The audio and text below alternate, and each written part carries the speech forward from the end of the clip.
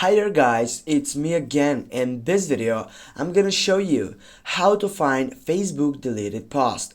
First thing what you need to do, you need to get up by typing on the three dots on your right upper side. Then you need to scroll down and take a look for settings privacy, then select the first selection settings.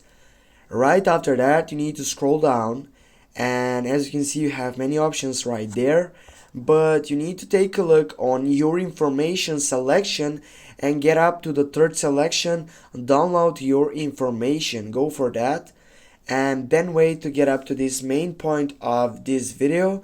And now as you can see what you need to choose, you need to deselect all and you need to just select posts. And now what you need to do, you need to scroll right down and go for the section by getting your date of data range.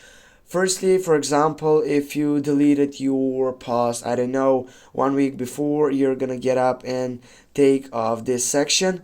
And then what you need to do next, your format is not so important because I think that all are demands in the first selection, HTML.